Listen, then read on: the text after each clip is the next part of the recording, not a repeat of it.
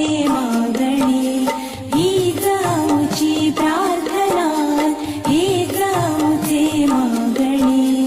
माणसाने माणसाशी माणसास वागणे, हीच आमची प्रार्थना, हीच आमचे मागणी.